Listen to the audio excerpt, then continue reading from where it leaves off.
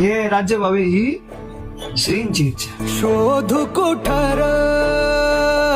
जर कोणाला मारणे पाप आहे तर जेव्हा जेव्हा धर्मरक्षणासाठी शस्त्र उचलले गेले त्याला पाप म्हणता येईल का?